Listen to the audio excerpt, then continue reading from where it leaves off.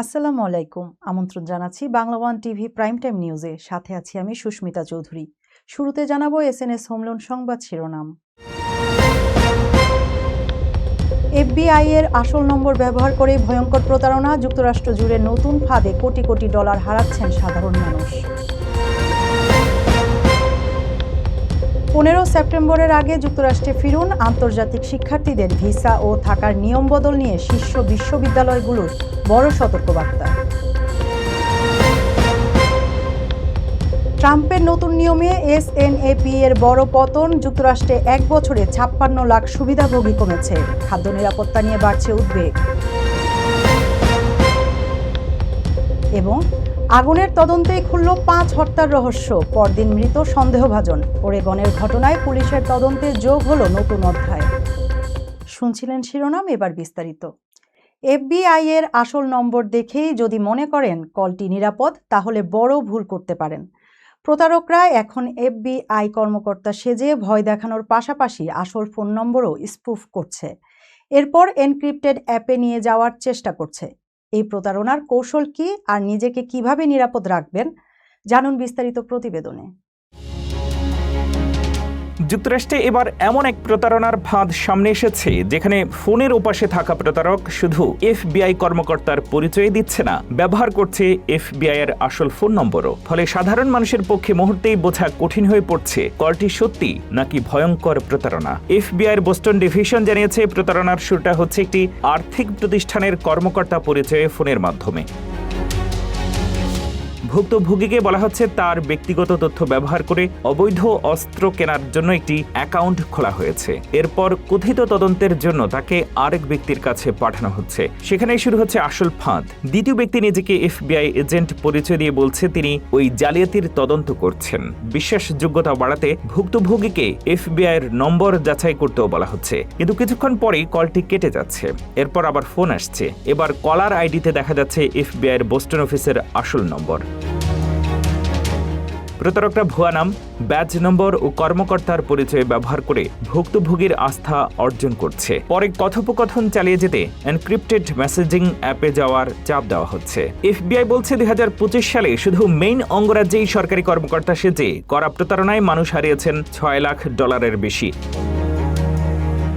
আর পুরো যুক্তরাষ্ট্রে এই ধরনের প্রতারণায় ক্ষতির পরিমাণ ছাড়িয়েছে $79.70 লাখ। সংস্থাটি স্পষ্ট করেছে এফবিআই কখনো ফোন, টেক্সট বা ইমেইলে টাকা দাবি করে না কিংবা গ্রেপ্তারের ভয় দেখিয়ে তথ্য আদায় করে না। তাই এমন কোনো ফোন এলে ভয় নয়, বরং সতর্ক হন। সঙ্গে সঙ্গে কল কেটে দিন এবং কোনোভাবেই ব্যক্তিগত বা আর্থিক তথ্য দেবেন না। যুক্তরাষ্ট্রে থাকা আন্তর্জাতিক শিক্ষার্থীদের জন্য সামনে আসছে গুরুত্বপূর্ণ পরিবর্তন। নতুন ফেডারেল ইমিগ্রেশন নিয়ম কার্যকর হওয়ার আগে 15 সেপ্টেম্বরের মধ্যে দেশে ফেরার পরামর্শ দিয়েছে একাধিক বিশ্ববিদ্যালয়। বিশেষ করে যারা বর্তমানে যুক্তরাষ্ট্রের বাইরে আছেন বা ভ্রমণের পরিকল্পনা করছেন, তাদের বাড়তি সতর্ক থাকতে বলা হয়েছে। কেন বিশ্ববিদ্যালয়গুলো এতটা সতর্ক করছে, জানুন বিস্তারিত প্রতিবেদনে। যুক্তরাষ্ট্রে থাকা আন্তর্জাতিক শিক্ষার্থীদের জন্য আসছে বড় পরিবর্তন। নতুন ফেডারেল ইমিগ্রেশন নিয়ম কার্যকর হওয়ার আগে 15 সেপ্টেম্বরের মধ্যে যুক্তরাষ্ট্রে ফিরে আসার পরামর্শ দিয়েছে একাধিক শীর্ষ বিশ্ববিদ্যালয়। Harvard, Columbia, Ohio State, Georgetown, George Washington University ও ইউনিভার্সিটি অব শিকাগো সবাই শিক্ষার্থীদের ভ্রমণ পরিকল্পনা নতুন করে ভাবতে বলেছে। বর্তমানে F1 ও J1 ভিসাধারী শিক্ষার্থীরা সাধারণত ডিউরেশন অফ স্ট্যাটাস বা ডিএস ব্যবস্থার আওতায় থাকেন। অর্থাৎ শিক্ষার্থী যতদিন নিয়ম মেনে নির্ধারিত একাডেমিক প্রোগ্রামে থাকেন ততদিন যুক্তরাষ্ট্রে থাকার সুযোগ পান। কিন্তু 15 সেপ্টেম্বর থেকে নতুন নিয়ম কার্যকর হলে এই ব্যবস্থা বদলে যাবে। যুক্তরাষ্ট্রে প্রবেশ ও পুনঃপ্রবেশের সময় শিক্ষার্থীদের ফর্ম I-94 এ নির্দিষ্ট এডমিট আনটিল ডেট দেওয়া হবে। প্রাথমিকভাবে অনুমোদিত থাকার সময় সাধারণত প্রোগ্রামের মেয়াদের সঙ্গে যুক্ত থাকবে, তবে সর্বোচ্চ 4 বছর পর্যন্ত হতে পারে। এতে 4 বছরের বেশি সময় লাগে এমন পিএইচডি, মেডিকেল ও অন্যান্য পেশাগত কোর্সের শিক্ষার্থীরা সমস্যায় পড়তে পারেন। অতিরিক্ত সময় প্রয়োজন হলে USCIS এর কাছে স্টে এক্সটেনশনের আবেদন করতে হতে পারে। সবচেয়ে গুরুত্বপূর্ণ বিষয় হলো 15 সেপ্টেম্বর যুক্তরাষ্ট্রে শারীরিকভাবে উপস্থিত থাকা শিক্ষার্থীরা তুলনামূলকভাবে নিরাপদ ট্রানজিশন সুবিধা পাবেন, কিন্তু এই তারিখের পর বিদেশ থেকে ফিরে এলে নতুন নির্দিষ্ট মেয়াদের নিয়মে প্রবেশ করতে হতে পারে। এমনকি পড়াশোনা শেষের পর গ্রেস পিরিয়ডও 60 দিন থেকে কমে 30 দিন হতে পারে। তাই বিশ্ববিদ্যালয়গুলোর পরামর্শ, আন্তর্জাতিক ভ্রমণ থাকলে 15 সেপ্টেম্বরের আগেই যুক্তরাষ্ট্রে ফিরে আসুন এবং যাত্রার আগে I-20, DS 2019 ভিসা ও I-94 ভালোভাবে যাচাই করুন। যুক্তরাষ্ট্রের নিম্ন আয়ের মানুষের খাদ্য সহায়তার অন্যতম প্রধান কর্মসূচি SNAP-এ বড় পরিবর্তনের প্রভাব এখন স্পষ্ট। 1 বছরের ব্যবধানে এই কর্মসূচির সুবিধাভোগীর সংখ্যা কমেছে 13%-এরও বেশি, অর্থাৎ প্রায় 56 লাখ মানুষ তালিকা থেকে বাদ পড়েছেন। নতুন কাজের শর্তের পাশাপাশি কাগজপত্র ও প্রশাসনিক জটিলতাকেও এর বড় কারণ হিসেবে দেখছেন অধিকার কর্মীরা। কিভাবে বদলে গেল পরিস্থিতি, জানুন প্রতিবেদনে। যুক্তরাষ্ট্রের সরকারি খাদ্য সহায়তা কর্মসূচি স্ন্যাপে বড় ধরনের ধাক্কা। মাত্র 1 বছরের ব্যবধানে এই কর্মসূচির সুবিধাভোগীর সংখ্যা কমেছে 13%-এরও বেশি। নতুন ফেডারেল তথ্য অনুযায়ী 2025 সালের মে মাসে যেখানে প্রায় 4.22 লাখ মানুষ স্ন্যাপ সুবিধা পেতেন, 2026 সালের মে মাসে সেই সংখ্যা নেমে এসেছে প্রায় 3.66 লাখে। প্রেসিডেন্ট ডোনাল্ড ট্রাম্পের ওয়ান বিগ বিউটিফুল বিল কার্যকর হওয়ার পর থেকেই স্ন্যাপের যোগ্যতার নিয়ম আরও কঠোর হয়েছে। নতুন নিয়মে আগের তুলনায় আরও বেশি মানুষকে খাবারের সহায়তা পেতে কাজ, প্রশিক্ষণ, স্বেচ্ছাসেবা বা পড়াশোনার সঙ্গে যুক্ত থাকার শর্ত পূরণ করতে হচ্ছে। তবে সুবিধাভোগী কমার পেছনে শুধু কাজের শর্ত দায়ী নয় বলে মনে করছেন অধিকার কর্মীরা। অনেক যোগ্য মানুষ কাগজপত্র জমা দিতে না পারা, সময়সীমা মিস করা কিংবা প্রশাসনিক জটিলতার কারণে স্ন্যাপ হারাচ্ছেন বলে অভিযোগ উঠেছে। সবচেয়ে বড় পতন দেখা গেছে অ্যারিজোনায়। 1 বছরে সেখানে স্ন্যাপ সুবিধাভোগীর সংখ্যা কমেছে 50%-এরও বেশি। 2025 সালের এপ্রিল থেকে 2026 সালের এপ্রিলের মধ্যে 4 লাখের বেশি মানুষ সুবিধার তালিকা থেকে বাদ পড়েছেন। রাজ্য কর্তৃপক্ষ বলছে, নতুন ফেডারেল নিয়ম বাস্তবায়নে অতিরিক্ত যাচাই ও বিপুল ফোন কলের চাপ প্রশাসনিক ব্যবস্থায় বড় সংকট তৈরি করেছে। এদিকে জর্জিয়া, লুইজিয়ানা, নেভাদা ও ফ্লোরিডাতেও উল্লেখযোগ্য হারে কমেছে স্ন্যাপ সুবিধাভোগীর সংখ্যা। বিশেষজ্ঞদের আশঙ্কা, প্রশাসনিক জটিলতার কারণে যোগ্য মানুষও যদি সহায়তা হারান তাহলে পরিবারগুলোর খাদ্য নিরাপত্তায় বড় প্রভাব পড়তে পারে। প্রতিবেদনে বলা হয়েছে, ভবিষ্যতে স্ন্যাপের সুবিধাভোগীর সংখ্যা আরও কমতে পারে। ওরেগন অঙ্গরাজ্যের ফরেস্ট গ্রোভে একটি গাড়িতে আগুন লাগার খবর তদন্ত করতে গিয়েই 5টি মরদেহের সন্ধান পায় কর্তৃপক্ষ। ঘটনাস্থলে পাওয়া যায় কয়েকটি মৃত প্রাণীও। ভয়াবহ এই ঘটনার পরদিনই ওয়াশিংটনের এনামক্লোতে গাড়ির ভেতর মৃত অবস্থায় পাওয়া যায় সন্দেহভাজনকে। নিহতদের পরিচয়, সম্পর্ক ও হত্যার কারণ এখনও প্রকাশ করা হয়নি। এই চাঞ্চল্যকর ঘটনার বিস্তারিত জানুন প্রতিবেদনে। একটি গাড়িতে আগুনের খবর, আর সেই খবরের তদন্ত করতে গিয়েই বেরিয়ে এলো 5টি মরদেহ। যুক্তরাষ্ট্রের অরেগনে ভয়াবহ এই হত্যাকাণ্ডের একদিন পরই ওয়াশিংটনের এনামক্লোতে গাড়ির ভেতর মৃত অবস্থায় পাওয়া গেল সন্দেহভাজন ব্যক্তিকে। কর্তৃপক্ষ জানিয়েছে, সন্দেহভাজন 36 বছর বয়সী বেঞ্জামিন চার্লস পার্কার। তদন্তকারীদের ধারণা, তিনি আত্মহত্যা করেছেন। তার মৃত্যুর পর সাধারণ মানুষের জন্য আর কোনো নিরাপত্তা হুমকি নেই বলেও নিশ্চিত করেছে ওয়াশিংটন কাউন্টি শেরিফের কার্যালয়। ঘটনার সূত্রপাত শনিবার ভোরে পোর্টল্যান্ড শহরের প্রায় 30 মাইল পশ্চিমে ফেস্টিভ গ্রোভের একটি গ্রামীণ সম্পত্তিতে গাড়িতে আগুন লাগার খবর পেয়ে সেখানে ছুটে যান জরুরি বিভাগের সদস্যরা। পরে ঘটনাস্থলে 5 জন মানুষের মরদেহ এবং বেশ কয়েকটি গৃহপালিত প্রাণীর মৃতদেহ পাওয়া যায়। তবে নিহতদের বয়স, লিঙ্গ, মৃত্যুর কারণ কিংবা তাদের মধ্যে কোনো সম্পর্ক ছিল কিনা কোনোটিই এখনও জানায়নি কর্তৃপক্ষ। এমনকি মৃত প্রাণীগুলো কী ধরনের ছিল সেটিও প্রকাশ করা হয়নি। রোববার সংবাদ সম্মেলনে শেরিফের গোয়েন্দা শ্যানন ওয়াইল্ড জানান, নিহতদের পরিচয় শনাক্ত আর স্বজনদের খবর দিতে তদন্তকারীরা কাজ করছেন। একই সঙ্গে বিশাল ঘটনাস্থলে চলছে সক্রিয় তদন্ত। শেরিফ ক্যাপ্রিস ম্যাসি বলেন, তার 22 বছরের কর্মজীবনে এত জটিল তদন্ত খুব কমই দেখেছেন। তিনি ওই এলাকার বাসিন্দা কিংবা সম্পত্তি সম্পর্কে যাদের কোনো তথ্য রয়েছে তাদের তদন্তকারীদের সঙ্গে যোগাযোগ করার আহ্বান জানিয়েছেন। এদিকে পার্কার নিহতদের কিভাবে চিনতেন বা কেন এই হত্যাকাণ্ড ঘটেছে, এসব প্রশ্নের উত্তর এখনো মেলেনি। তদন্ত চলছে। নিউ ইয়র্কে স্থানীয় পুলিশকে আইসের সঙ্গে আনুষ্ঠানিকভাবে কাজ করতে নিষেধ করা হলেও অপারেশন স্টোন গার্ডেন ঘিরে উঠে এসেছে চাঞ্চল্যকর তথ্য। তদন্তে দেখা গেছে ফেডারেল অর্থ পাওয়া এই কর্মসূচির মাধ্যমে কিছু কাউন্টির ডেপুটি ট্রাফিক স্টপের পর অভিবাসীদের বর্ডার পেট্রোলের হাতে তুলে দিচ্ছেন।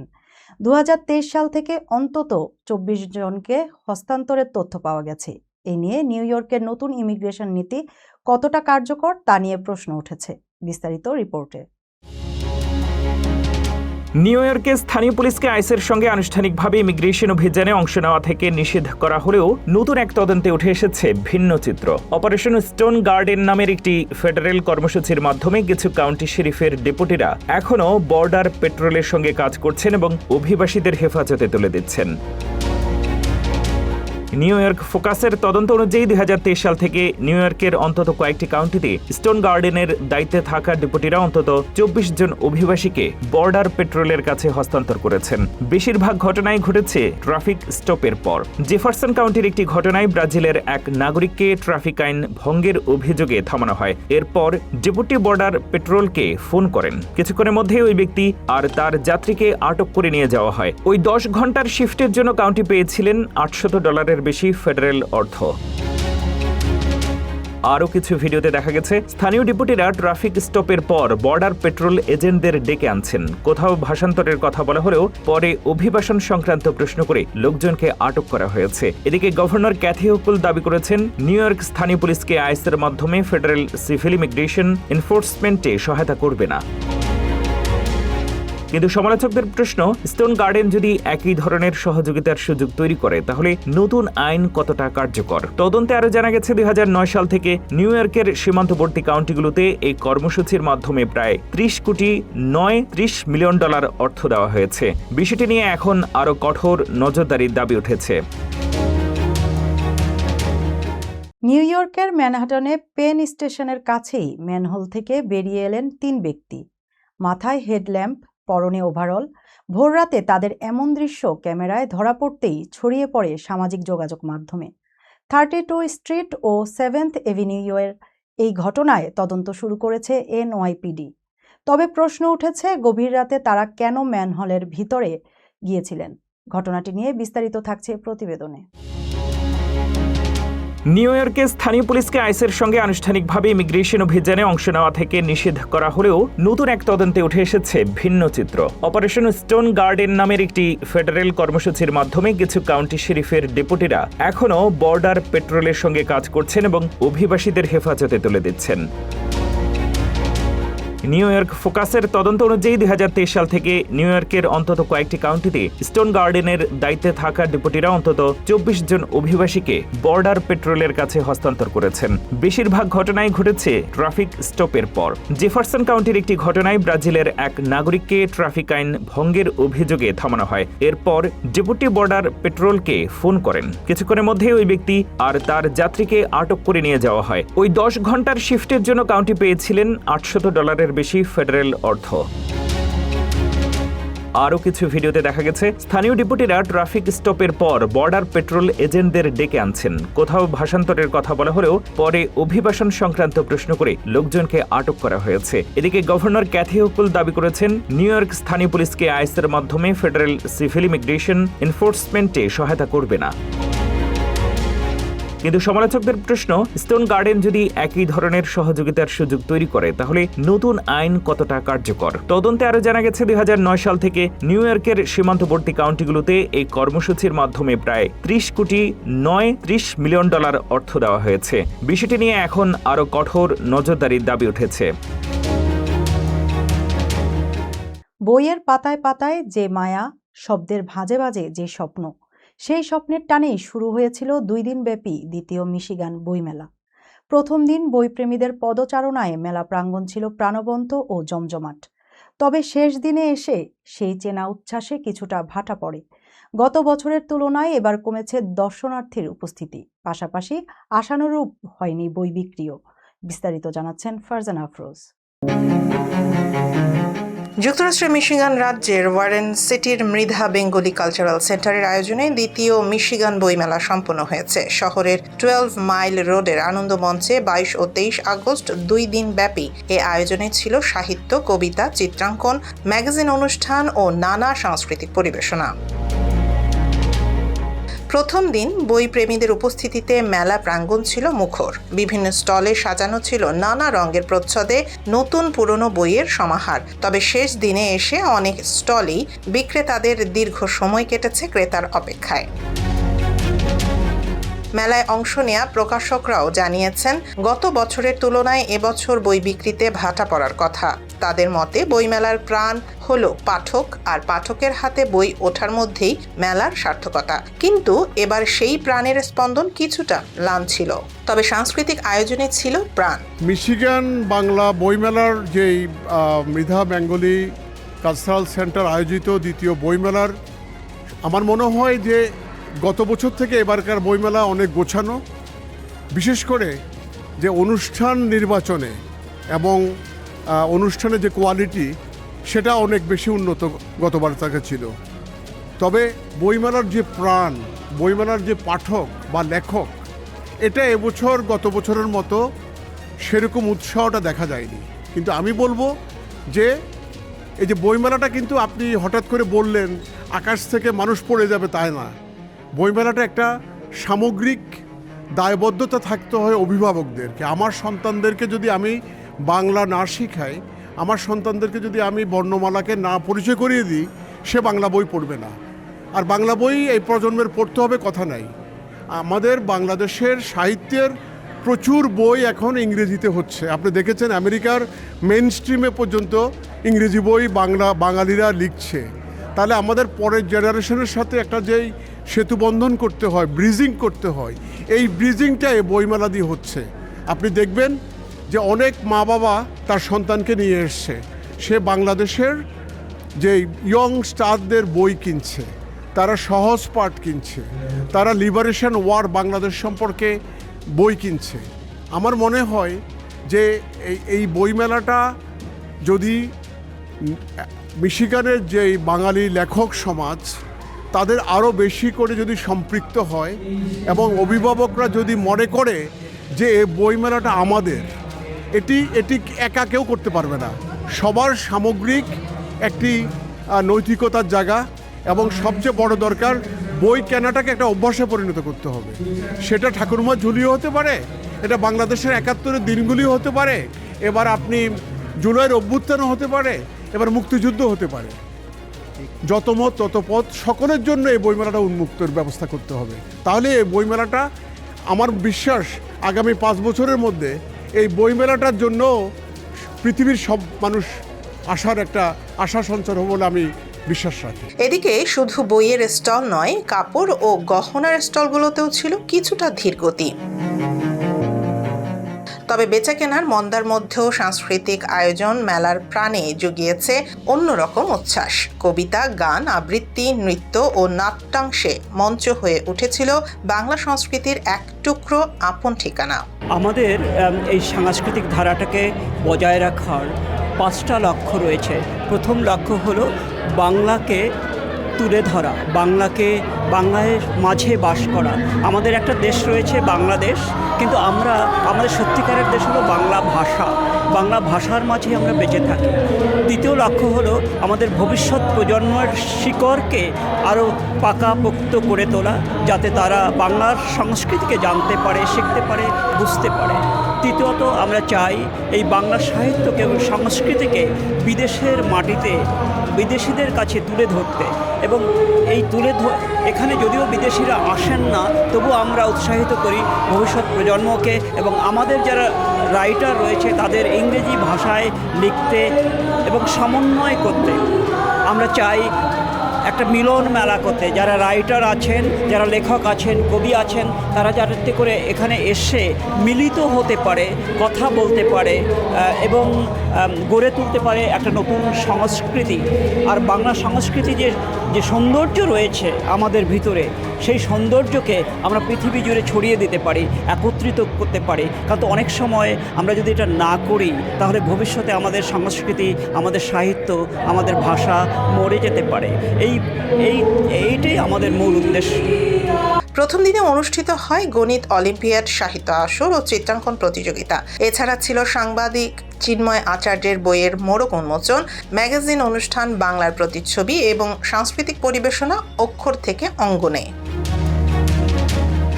শেষ দিনে অনুষ্ঠিত হয় ছন্দে ছড়ায় অভিনয়, ম্যাগাজিন অনুষ্ঠান আনন্দম, কবি ও কবিতার আসর এবং সাংস্কৃতিক অনুষ্ঠান মঞ্চে বাংলার মুখ। আয়োজক কমিটির আহ্বায়ক ছিলেন ডক্টর দেবাশিস মৃধা, যুগ্ম আহ্বায়ক ছিলেন চিনু মৃধা, চিন্ময় আচার্য, সদস্য সচিব মৃদুল কান্তি সরকার এবং কোষাধ্যক্ষ সৌরভ সরকার সহ সংশ্লিষ্টরা বইমেলাটি সফল করতে কাজ করেন। আমরা বইমেলাটা করছি বাংলার সংস্কৃতিকে, বাংলা ভাষাকে নতুন প্রজন্মের কাছে ছড়িয়ে দেওয়ার জন্য। আমরা দেশে নেই, কিন্তু দেশ আমাদের অন্তরে রয়েছে এবং আমরা দেশকে ভালোবাসি, বাংলা ভাষাকে ভালোবাসি, বাংলা ভাষাতে আমরা স্বপ্ন দেখি। তাই আমরা চাই যে সবাই বাংলাকে ভালোবাসুক এবং বাংলা সংস্কৃতিকে চর্চা করুক। এজন্যে আমাদের এই উদ্যোগ। আমরা চাই যে ছোট ছোট বাচ্চারা যারা বড় হচ্ছে, তারা আমাদের বাংলা সংস্কৃতির সাথে, বাংলা সাহিত্যের সাথে সংযুক্ত হোক এবং বাংলাকে বাঁচিয়ে রাখুক, টিকিয়ে রাখুক।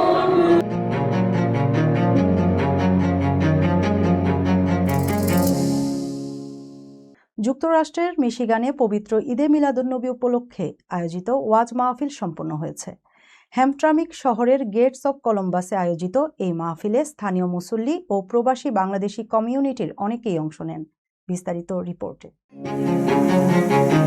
মিশিগানে পবিত্র ঈদে মিলাদুন্নবী সাল্লাল্লাহু আলাইহি ওয়াসাল্লাম উদযাপন কমিটির উদ্যোগে অনুষ্ঠিত হয়েছে ওয়াজ মাহফিল। রোববার 23 আগস্ট বিকেল থেকে রাত 11:30 পর্যন্ত হ্যামট্রামিক সিটির গেট অফ কলম্বাসে এ মাহফিল অনুষ্ঠিত হয়। কোরআন তিলাওয়াতের মধ্য দিয়ে শুরু হওয়া অনুষ্ঠানে হামদ নাত, ওয়াজ বয়ান, সালাতুল এশা, মিলাদ ও আখেরি মোনাজাত অনুষ্ঠিত হয়। মাহফিলে প্রধান অতিথি হিসেবে উপস্থিত ছিলেন লন্ডন থেকে আগত বক্তা মাওলানা মুফতি আব্দুর রহমান নিজামী। বিশেষ অতিথি হিসেবে উপস্থিত ছিলেন শাইখুল হাদিস মাওলানা মোহাম্মদ মঈনুদ্দিন, মাওলানা কুতুবুজ্জামান তাপাদার, মাওলানা শিহাবুদ্দিন খান এবং কারি হুজাইফা আহমদ চৌধুরী ফুলতলি। এছাড়া অতিথি হিসেবে উপস্থিত ছিলেন হাফিজ মাওলানা ফখরুল ইসলাম, হাফিজ সুয়াইবুর রহমান সাহেব ও আব্দুল মুকিত। আলোচনায় বক্তারা মহানবী হযরত মুহাম্মদ সাল্লাল্লাহু আলাইহি ওয়াসাল্লামের জীবন, আদর্শ ও সুন্নাহ অনুসরণের গুরুত্ব তুলে ধরেন। তারা মুসলিম উম্মাহর ঐক্য, শান্তি ও কল্যাণে সবাইকে কাজ করার আহ্বান জানান। অনুষ্ঠানে সভাপতিত্ব করেন পবিত্র ঈদে মিলাদুন্নবী সাল্লাল্লাহু আলাইহি ওয়াসাল্লাম উদযাপন কমিটি মিশিগানের সভাপতি হারুন আহমেদ। মাহফিলের শেষ পর্যায়ে মুসলিম উম্মাহর শান্তি, ঐক্য ও কল্যাণ কামনা করে বিশেষ মোনাজাত করা হয়। পরে উপস্থিত মুসল্লিদের মধ্যে শিরনি বিতরণ করা হয়।